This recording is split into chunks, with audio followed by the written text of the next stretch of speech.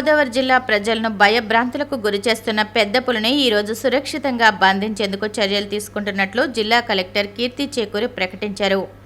పులిని బంధించేందుకు పూణే నుంచి ప్రత్యేక జీవరక్షణ మత్తు ఇంజెక్షన్ నిపుణుల బృందం జిల్లాకు చేరుకున్నట్లు వెల్లడించారు.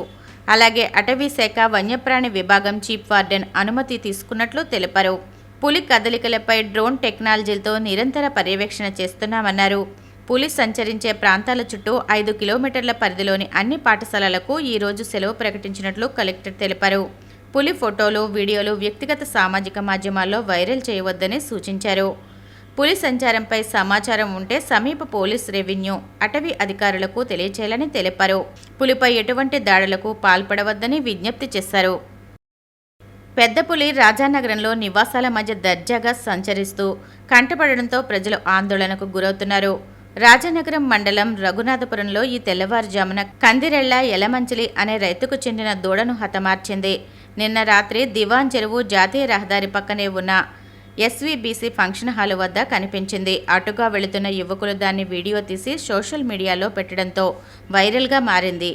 దివాన్ చెరువు నుంచి రఘునాథపురం గ్రామంలోకి ప్రవేశించి దూడను చంపేసింది. సమాచారం తెలుసుకున్న రాజానగరం ఎమ్మెల్యే బత్తుల బలరామకృష్ణ అటవీశాఖ అధికారులతో కలిసి సంఘటనా స్థలాన్ని పరిశీలించారు.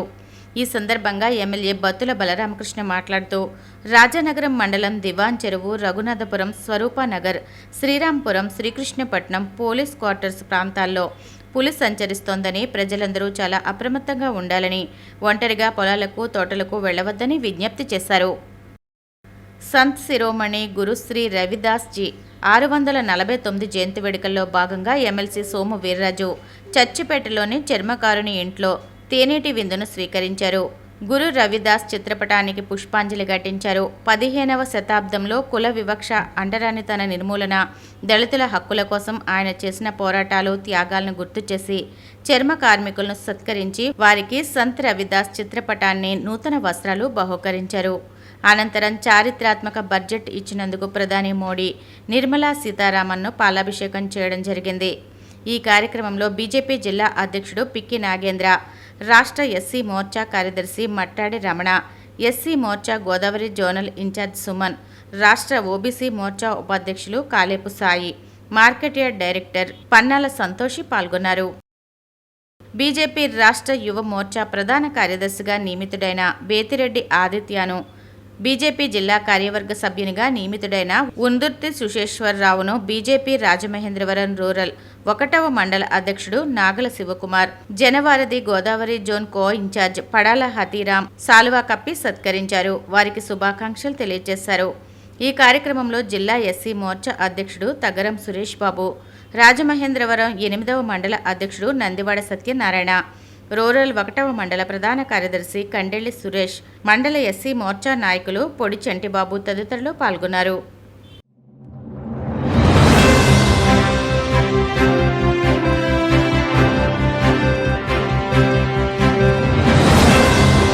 నమస్కారం. సిసిసి డిజిటల్ 230 న్యూస్ బులెటిన్కి స్వాగతం. ముందుగా వార్తల్లోని ముఖ్యాంశాలు. నెల్లూరు జిల్లాలో బాల్య వివాహాలు, శిశు మరణాలను తగ్గించేందుకు కృషి చేస్తున్నామన్న మంత్రి డిబివి స్వామి. విస్తారంగా ఉన్న భూములను వినియోగంలోకి తెస్తామని వెల్లడి.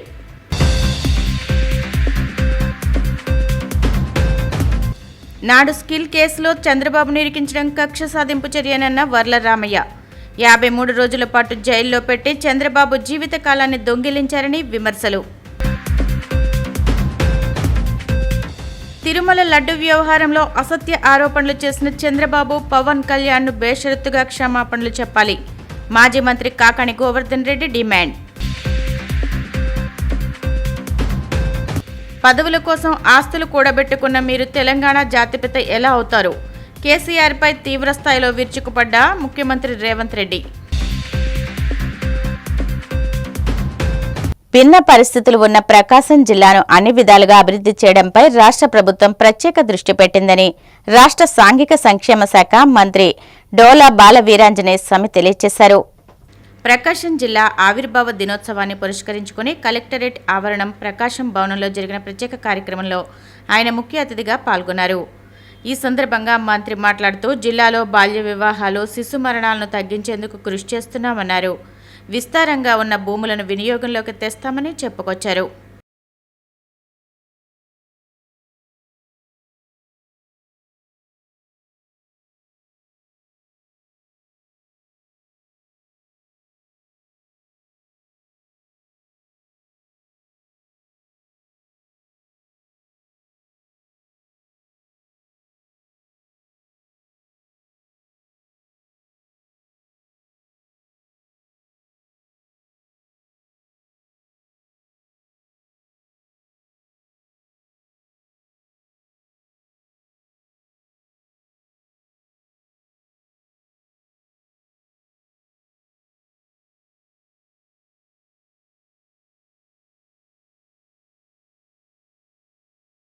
వెనుకబడ్డ ప్రాంతాల నుంచి ఏర్పడినటువంటి ఈ జిల్లాలో ప్రకాశింపజేయాలన్నటువంటి గత 57 సంవత్సరాలుగా జరిగిన కృషి ఈ రోజు ఈ స్థితి అనేది మనం ఒకసారి గమనించుకోవాల్సిన అవసరం ఉంది.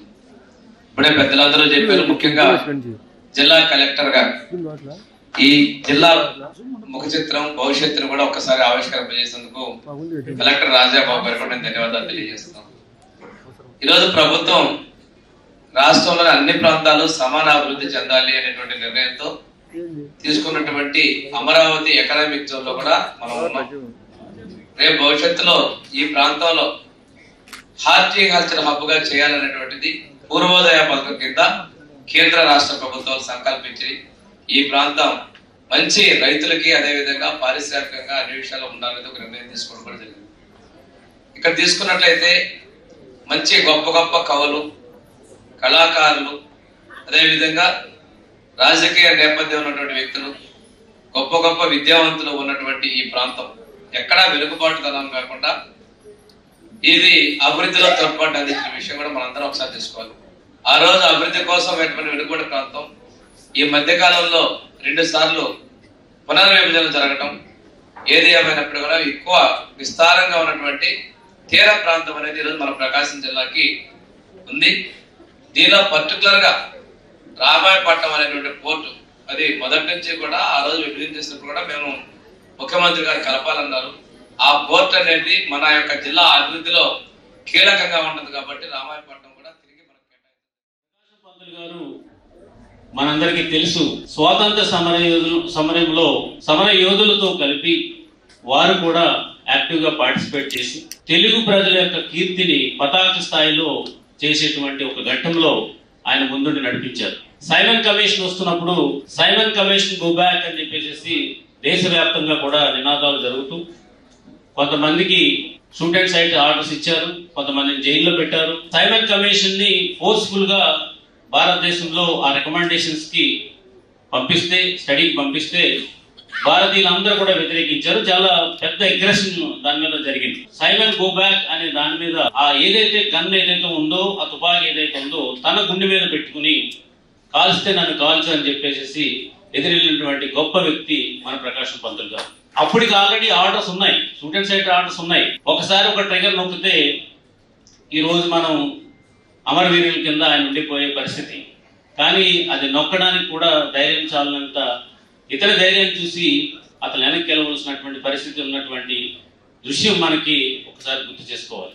ఆత్మస్థైర్యము, ఆత్మగౌరవం అనేది సావు కన్నా బెటర్ అని చెప్పేసి ఆ రోజు ముందు నుండి ఉద్యమం నడిపించినటువంటి వ్యక్తుల్లో ఒకరైనటువంటి స్కిల్ డెవలప్మెంట్ కేసులో చంద్రబాబును అక్రమంగా అరెస్టు చేసి ఆయన జీవితంలోని 53 విలువైన రోజులను గత జగన్ ప్రభుత్వం దొంగిలించిందని టీడీపీ పొలిట్ బ్యూరో సభ్యుడు వర్ల రామయ్య తీవ్రంగా విమర్శించారు. చంద్రబాబుపై కేవలం రాజకీయ కక్షతోనే తప్పుడు కేసు బనాయించారని, ఇందుకు జగన్ బహిరంగంగా క్షమాపణ చెప్పాలని ఆయన డిమాండ్ చేశారు. గతంలో రాష్ట్రాన్ని వివిధ సామాజిక వర్గాలకు చెందిన ముఖ్యమంత్రులు పాలించారని, అప్పుడు ప్రభుత్వాల మధ్య అభివృద్ధి, ప్రజాసేవలో మాత్రమే పోటీ ఉండేదని గుర్తు చేశారు. అయితే 2019లో జగన్ అధికారంలోకి వచ్చాక రాష్ట్ర రాజకీయాల్లోకి కక్ష, ద్వేషం, ఫ్యాక్షనిజం ప్రవేశించిందని ఆరోపించారు. అధికార ప్రత్యర్థుల మధ్య రాజకీయ పోరు, ఐడియాలజీ మీద ఫైట్. మీ పార్టీ ఐడియాలజీ అది, మా పార్టీ ఐడియాలజీ ఇది. దాని మీద పోరు జరిగింది. పోటాపోటీగా వ్యవహరించారు. ఎందులో? ప్రజలకు సేవ చేయటంలో, రాష్ట్రాన్ని అభివృద్ధి పథంలో నడిపించడంలో పోటీ పడ్డారు. కానీ 2019 జగన్మోహన్ రెడ్డి గారు ముఖ్యమంత్రిగా పదవి స్వీకారం చేసిన తర్వాత ఒక వింత పోకడ రాష్ట్రంలో బయలుదేరింది. కక్షలు, కార్పణ్యాలు, ద్వేషం, అరాచకం, అప్రజాస్వామికం, రాజ్యాంగ వ్యతిరేకం, అవినీతి, బంధుప్రీతి, ఆశ్రిత పక్షపాతం ఇవన్నీ కూడా చోటు చేసుకున్నాయి. వాటన్నిటికీ మించి ఫ్యాక్షనిజం, ద్వేషం అందులో భాగమే. ఆనాడు ప్రతిపక్ష నాయకుడిగా ఉన్న నారా చంద్రబాబు నాయుడు గారి పైన స్కిల్ కేసులో వీళ్ళు ఒక చెత్త కేసు రిజిస్టర్ చేశారు.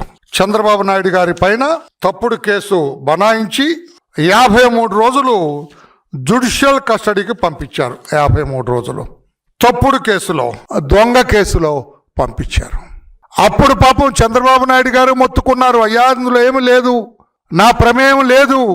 సీమన్స్ స్కిల్ డెవలప్మెంట్ ప్రాజెక్టుకి ఏపీ స్కిల్ డెవలప్మెంట్ కార్పొరేషన్ 370 కోట్లు సమానమైన నిధులు రిలీజ్ చేశారు. అది వాళ్ళకెళ్ళినాయి. మీరు చెబుతున్నట్లుగా చంద్రబాబు నాయుడు గారికి కానీ, ఆయన షెల్ కంపెనీల ద్వారా ఆయన ఆదేశించిన వాళ్ళకు కానీ మిగతా ఖాతాలకు కానీ వెళ్ళలేదని ఎంత మొత్తుకున్నా కూడా వినకుండా కావాలని చెప్పి కక్ష, కార్పణ్యం, పగ, ద్వేషం, ఒక ఫ్యాక్షనిస్ట్ వ్యవహరించినట్లుగా, ఒక పూర్వకాలంలో శత్రువులను చూసినట్టుగా. రాజకీయ ప్రత్యర్థి శత్రువు కాదండి, ప్రత్యర్థి మాత్రమే. ఈయన శత్రువుగా చూసి ఏది ఏమైనా సరే చంద్రబాబు నాయుడు గారిని అరెస్ట్ చేయాలని చెప్పి 53 రోజులు జైల్లో పెట్టారు. ఏమి సాధించారు? ఈ రోజున ఏ సిఐడి, మీ హయాంలో పనిచేసిన సిఐడి మీ మాటలకి, మీ అడుగులకి మడుగులొత్తి, మీ ఆదేశాలకి తలొగ్గి, ఉచ్చ నీచాలు కూడా ఆలోచించకుండా, తాము చేస్తున్నదేంటో తెలియకుండా ఆయన్ను అరెస్ట్ చేసి ఆ రోజు చూసాం నంద్యాలలో. ఆనాడు ఉన్న సిఐడి డీజీ కావచ్చు, వెంకటరమణారెడ్డి గారు, కొల్లి వెంకటరమణారెడ్డి గారు కావచ్చు, వీళ్ళందరూ కూడా వ్యవహరించిన తీరు పోలీస్ అధికారులుగా కంటే, దర్యాప్తు అధికారులుగా కంటే ఒక ఫ్యాక్షనిస్ట్కి తలొగ్గిన అనుయాయులుగా మాత్రమే వ్యవహరించారు.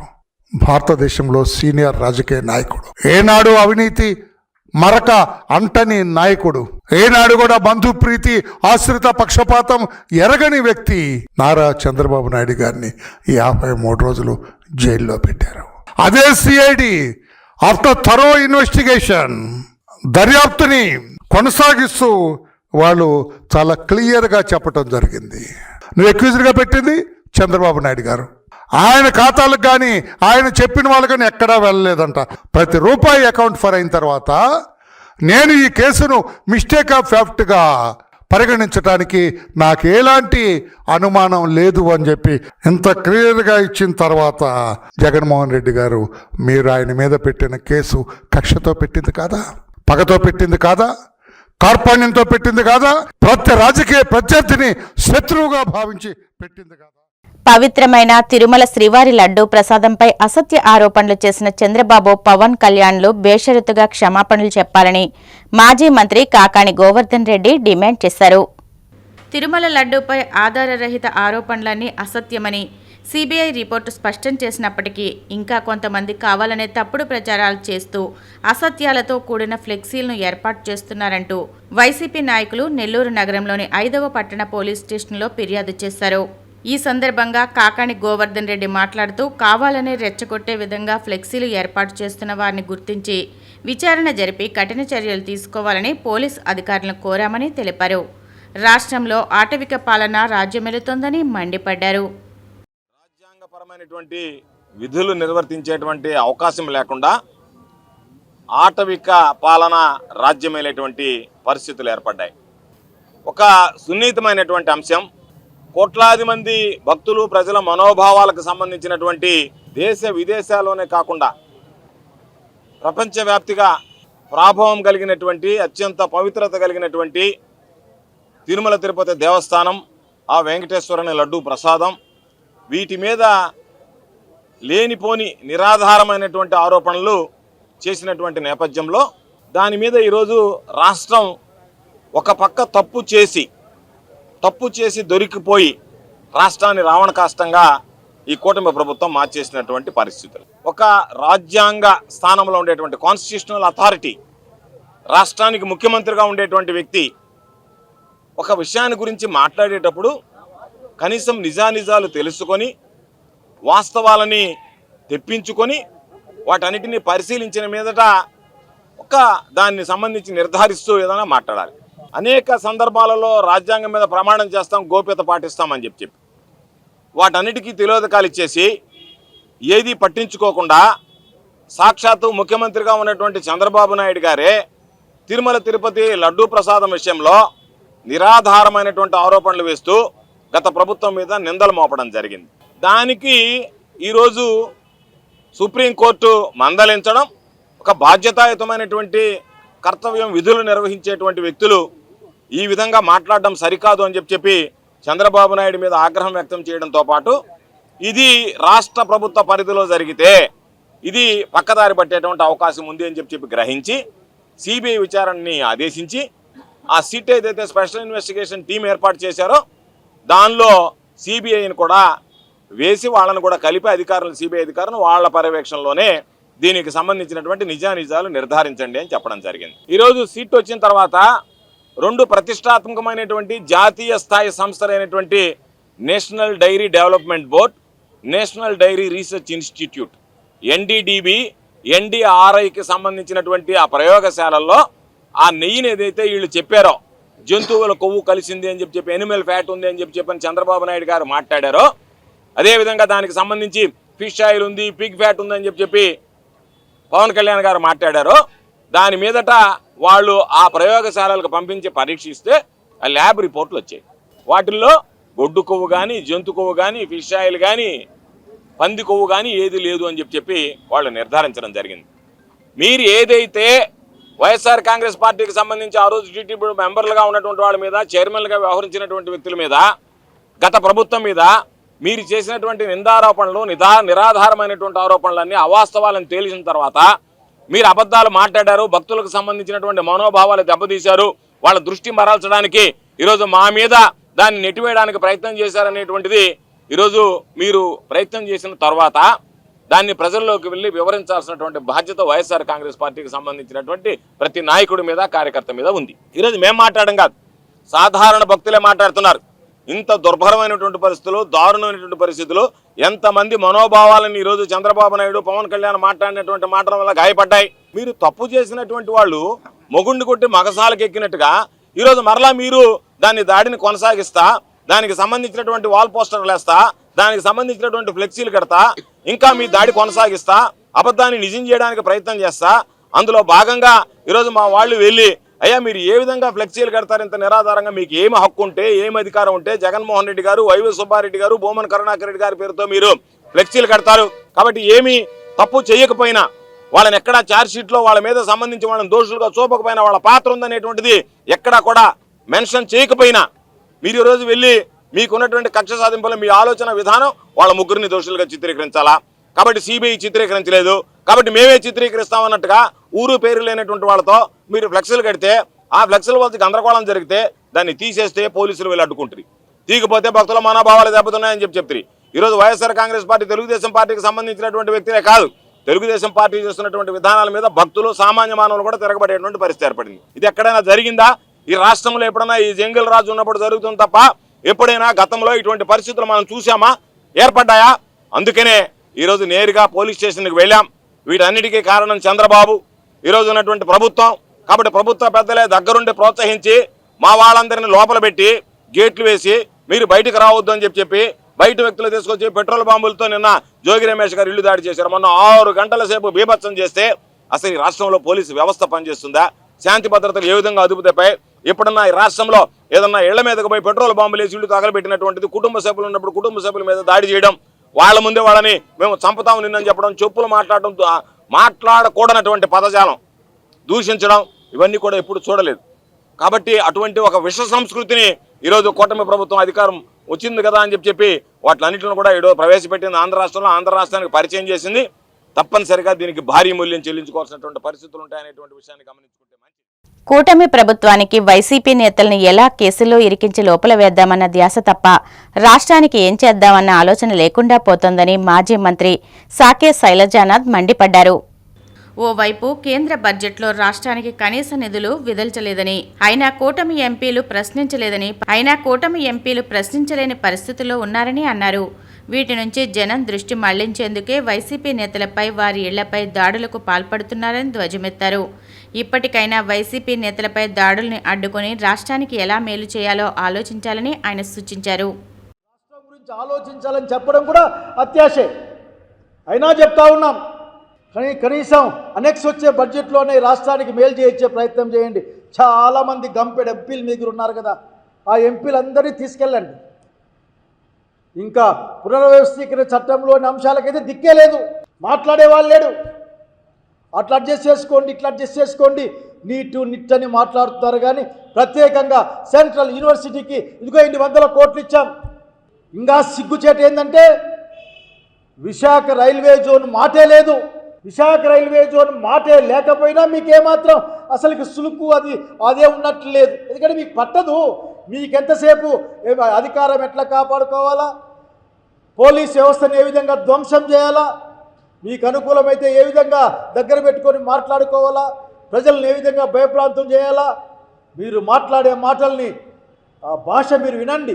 ఎప్పుడైనా తీరిక ఓపిక ఇప్పుడు కాకపోయినా ఎట్లా రేపు పదవి దిగిపోతారు, అప్పుడైనా మీ వాళ్ళు మాట్లాడిన మాటలన్నీ కూడా వినండి. మీకు అర్థమవుతుంది మీరు ఆంధ్రప్రదేశ్ రాష్ట్రానికి చేసిన ద్రోహం ఏందో. నాకు తెలిసి బహుశా ప్రొఫెసర్ గారు అనుకుంటాను, నేను ఎక్కువ బూతులు మాట్లాడే పార్టీ మీ పార్టీ ఎక్కడో సందర్భంలో చెప్పినట్లు నాకు గుర్తు. కనుక మీ దగ్గర ఏంది లేదు. పోనీ ఇవే అందామంటావా? ప్రజల బతుకులతో పరిహాసం ఆడుతూ ఉంది కేంద్ర ప్రభుత్వం.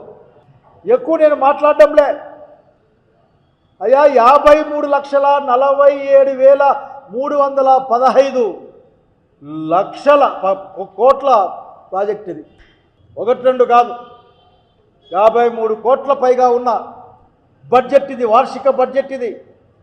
ఇది కార్పొరేట్ సంస్థలకి, పెద్ద పెద్ద వ్యాపారాలు చేసుకునే వాళ్ళకి, పెద్దోళ్ళకి లాభం చేకూర్చే విధంగా ఈ బడ్జెట్ ఉందని చెప్పడానికి మొత్తం పట్టుకోవాల్సిన పనిలే. ఒకే ఒక ముక్క పట్టుకోవచ్చు బాబు గారు. లెక్కలు తెప్పించుకొని చూడండి. అయ్యా ధరలు పెరిగేటి ఏంటంటే ఒకే అంశంలో మాట్లాడుతూ ఉన్నా నేను. ధరలు పెరిగే వస్తువులు ఏంటంటే ఆముదం చెక్క అంట. మనులు సీనా చెట్లకి మామిడి చెట్లకి వేస్తారు. Ammonia phosphate, nitro phosphate, naphtha. అంటే రైతాంగం కృంగతీయాలి, రైతాంగం వ్యవసాయం చేసే భయపడాలి. ఆ విధంగా రైతాంగానికి రోజు అవసరమయ్యే ammonia, nitrate, phosphate, nitro phosphate లాంటివి ధరలు పెరుగుతాయి. కీలక ఖనిజాల శుద్ధి దిగుమతి చేసుకుంటే క్యాపిటల్ ఇన్వెస్ట్మెంట్లు తగ్గుతాయి. అంటే మల్టీ బిలియనీర్లు చేసే వ్యాపారానికి ఏమో రేట్లు తగ్గుతాయి. రైతులు వ్యవసాయం చేసుకునే ఎరువులకు మాత్రం, దాని ముడి పదార్థాలకు మాత్రం రేట్లు పెరుగుతాయి. ఇది ఒక్కటి చాలు. మీరు ఒకదానికి కేరింతలు కొడతా ఉన్నారు మీ వాళ్ళు. టూరిజానికి ఊతం వచ్చే విధంగా ఉందంట. ఏ ఇజము లేదు, టూరిజమే ఉంది ఈ భూమి మీద అని చెప్పిన వాళ్ళు మీరు. ఏ ఇజము లేదు, ఏ రాజకీయ ఇజాలు లేవు, కేవలం టూరిజమే ఉందని చెప్పిన సంగతి మర్చిపోలేము అలాంటి వాళ్ళం. ఆ టూరిజంలో అరకుంది చంద్రబాబు నాయుడు గారు. ఇప్పుడు వెస్టర్న్ ఘాట్స్ పైన పెట్టుబడిదారుల కన్ను పడింది. విషయం దాన్ని గమనించమని కోరుతా ఉన్నాం. ఈ మధ్య కొత్త పల్లవి కూడా మొదలుపెట్టావు, అయిపోయింది. అమరావతి మెట్రోపాలిటన్ సిటీ అయిపోయింది. అమరావతి రైతుల దగ్గర భూములను లాక్కొని దాని ల్యాండ్ పూలింగ్ అనే ముద్దు పేరు పెట్టుకొని మీరు సాగించే రియల్ ఎస్టేట్ వ్యాపారం వాళ్ళకి అర్థమవుతుంది, జనానికి అర్థమవుతుంది. కొత్తది ఆయనట ఉట్టికెక్కలేనమ్మ స్వర్గానికి ఎగిరిగిందంట. ఆఖరి గుంటూరు, విజయవాడ, అమరావతితో బృహత్ నగరాన్ని ఈయన స్టార్ట్ చేస్తారు. రోడ్లు సరిగ్గా వేసి ఆ నీళ్లు తోడే కార్యక్రమాన్ని ఆపేస్తే మంచిది బాబు గారు. ఇటువంటి వ్యర్థ ప్రలాపాలు, వ్యర్థ వాగ్దానాలు, శుష్కం మాటల్ని కట్టిపెట్టి రాష్ట్రానికి అన్యాయం జరుగుతుంది, రాష్ట్రం కోసం బయలుదేరమని ఇన్ని దుర్మార్గాల్ని కప్పించుకోవడం కోసం ఆంధ్రప్రదేశ్ రాష్ట్రాన్ని అతలాకుతలం చేస్తూ శాంతి భద్రతల సమస్య, ప్రాణాలకు సమస్య, ఆస్తులకు సమస్య, రాజకీయాలు మాట్లాడడానికి సమస్య, ప్రజాస్వామ్యవాదులకు సమస్య, మొత్తం రాష్ట్రాన్ని సమస్యల సుడి వలయంలో పడేసి కేవలం మీ అధికారం కోసం, మీ స్వలాభం కోసం పనిచేయడం మానేసి ఈ రాష్ట్రం కోసం, రాష్ట్ర ప్రజల ప్రయోజనం కోసం, రాష్ట్ర లాభం కోసం పనిచేయమని డిమాండ్ చేస్తూ ఉన్నాం. ముఖ్యమంత్రి గారు కనుక విజ్ఞప్తి కూడా చేస్తాం. పశ్చిమ గోదావరి జిల్లా భీమవరం రూరల్ మండలం లోసరి బర్రివానిపేట గ్రామంలో జలజీవన్ మిషన్ నిధులతో 20,000 లీటర్ల సామర్థ్యం గల ఓహెచ్ఎస్ఆర్ ట్యాంకును రాష్ట్ర public accounts committee chairman MLA Pulaparthi Ramanjaneyulu శంకుస్థాపన చేశారు. ఈ సందర్భంగా ఎమ్మెల్యే మాట్లాడుతూ సుమారు 1400 కోట్లతో అమరజీవి జలధార పథకాన్ని ప్రారంభించడం జరిగిందని, సుమారు 39,28,988 రూపాయలతో భీమవరం నియోజకవర్గంలో అమరజీవి జలధార పథకంతో పనులు జరుగుతున్నాయన్నారు. స్వచ్ఛ గోదావరి జలాల సరఫరాకు భీమవరంలోని అన్ని గ్రామాల్లో ఇంటింటికి మంచినీటిని అందించడమే లక్ష్యమన్నారు. త్వరలోనే పనులను పూర్తి చేసి గ్రామాలకు స్వచ్ఛమైన మంచినీటిని అందిస్తామన్నారు. జలజీవన్ మిషన్ ద్వారా పనులు వేగవంతంగా జరుగుతున్నాయని, జలజీవన్ మిషన్ ద్వారా విద్యేశ్వరం నుంచి ప్రతి గ్రామానికి గోదావరి జలాలను తీసుకుని రావడం జరిగిందని, కలుషితమైన నీరు లేకుండా స్వచ్ఛమైన మంచినీటిని అందించడం జరుగుతుందన్నారు. కలుషితం నీరుతో ఎంతో మంది అనారోగ్య పరిస్థితులు ఎదుర్కొంటున్నారని, ఇక ఆ పరిస్థితులు లేకుండా ప్రతి గ్రామానికి స్వచ్ఛమైన నీరు అందుతుందన్నారు. ప్రతి ఇంటికి స్వచ్ఛమైన గోదావరి జలాలను అందిస్తామని, ప్రజల ఆరోగ్యమే కూటమి ప్రభుత్వం లక్ష్యమని అన్నారు.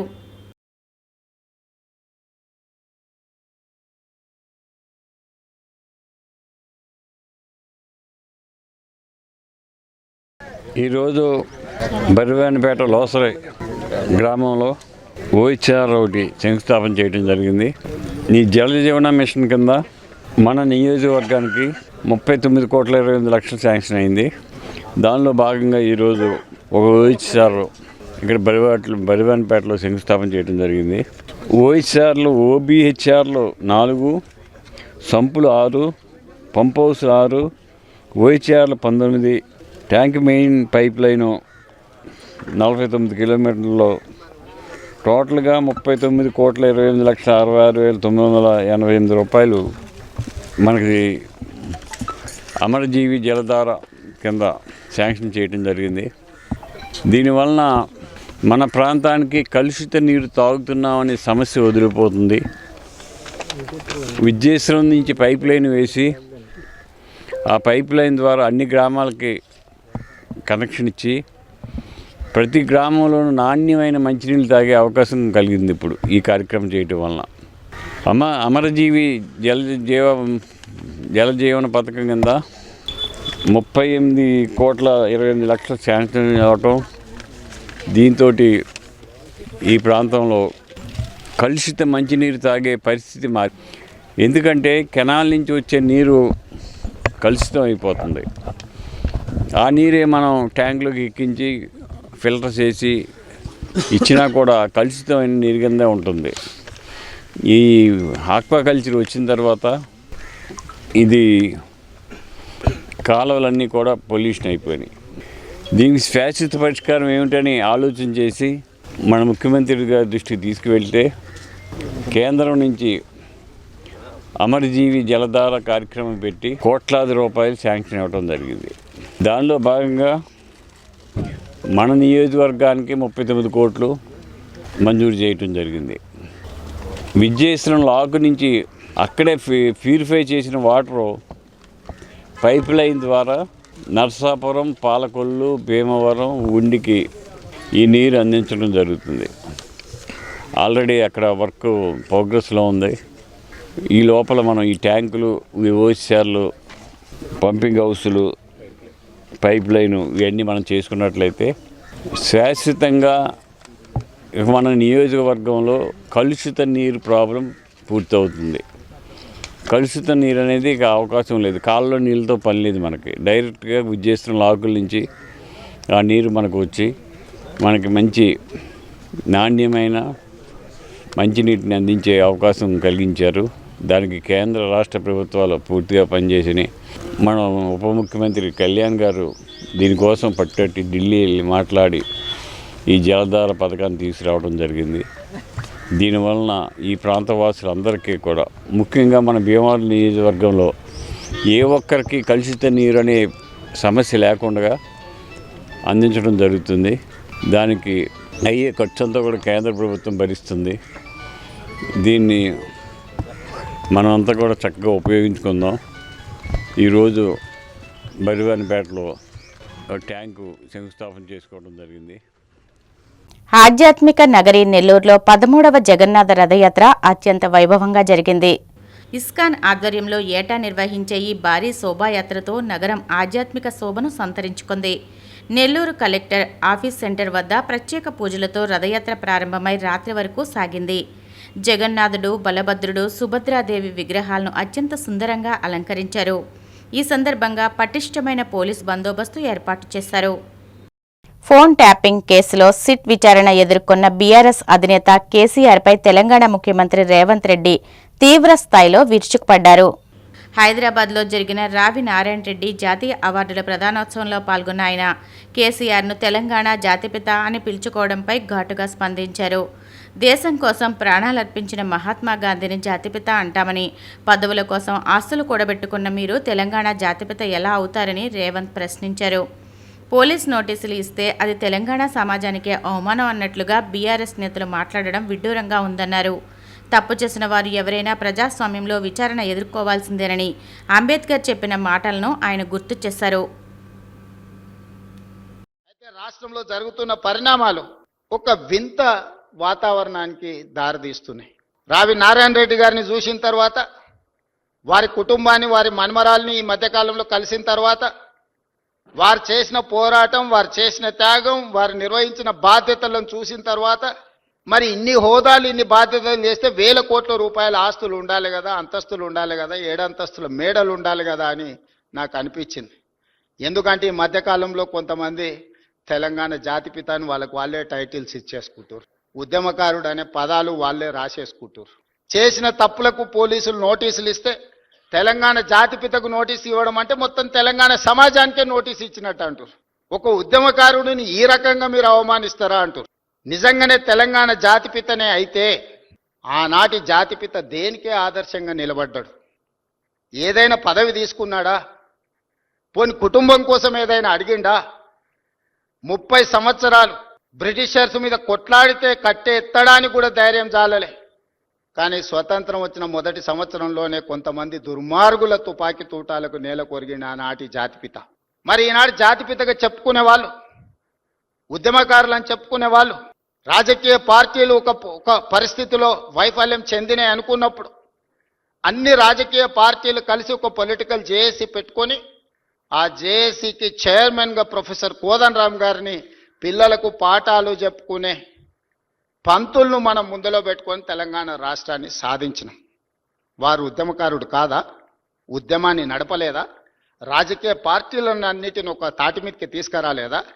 కుల సంఘాలను, మత సంఘాలను, చివరికి బిచ్చగాళ్ళ సంఘాన్ని కూడా ఏకం చేయగలిగిన శక్తి, రిక్షా దొక్కుకునే సంఘాలను కూడా ఏకం చేయగలిగిన శక్తి ప్రొఫెసర్ కోదండరామ్ గారు ఆ రోజు బాధ్యత నిర్వహించలేదా? ఇదే రావి నారాయణ రెడ్డి ఇదే హాల్లో అన్ని రాజకీయ పక్షాల సమావేశాన్ని ఏర్పాటు చేసి జానారెడ్డి గారి ఇంటికాడ నుంచి నాకు తెలిసినంతవరకు ఇక్కడికే వచ్చి ఆనాడు తెలంగాణకు అనుకూలము కాదు, ఆ తెలంగాణకు వ్యతిరేకం కాదు, ఆర్ఎస్యు నుంచి ఆర్ఎస్ఎస్ వరకు, కమ్యూనిస్టుల నుంచి కాంగ్రెస్ వరకు ఏకం చేసి తెలంగాణ ఉద్యమాన్ని ముందుకు నడిపించిన ప్రొఫెసర్ కోదండరామ్ గారు ఉద్యమకారుడు కాదా? మరి అలాంటి ఉద్యమకారుడైన కోదండరామ్ గారి ఇంటి తలుపులు బద్దలు కొట్టించి పోలీసులతో ఈడ్చుకపోయేటంత నేరం కోదండరామ్ గారు ఏం చేసిండ్రో మీరు అధికారంలో ఉన్నప్పుడు ఉద్యమకారులకు జరిగిన అవమానం మీరు అప్పుడే మర్చిపోయినరా? మీరు చేసిన అవమానం అని నేను వారిని అడుగుతున్నా. నిన్నెవరు తలుపులు బద్దలు కొట్టలేదే, నిన్నెవరు ఈడ్చుకొని రాలేదే. చేసిన తప్పులకు మీకు నోటీస్ ఇచ్చారు, సార్ మీరు రాండి అని. లేదు నా వయసు కొంచెం ఎక్కువ ఉంది, మీరే వచ్చి తీసుకురండి అంటే, సరే సార్ మీరు అధికారిక నివాసం ఉంది కదా మీరు అక్కడ ఉంటూ వస్తామంటే, లేదు లేదు లేదు నేను ఎక్కడనో ఫామ్ హౌస్లు ఉంటే ఎక్కడ ఉంటే అక్కడ బాత్రూమ్లు ఉంటే బాత్రూంలోకి వచ్చి రాసుకోండి అంటే, ఇదెక్కడి జాతిపిత విధానము? ఇదెక్కడి ఉద్యమకారుల విధానము? వార్తలు ముగించే ముందు ముఖ్యాంశాలు మరొకసారి. నెల్లూరు జిల్లాలో బాల్య వివాహాలు, శిశు మరణాలను తగ్గించేందుకు కృషి చేస్తున్నామన్న మంత్రి డిబివి స్వామి. విస్తారంగా ఉన్న భూములను వినియోగంలోకి తెస్తామని వెల్లడి.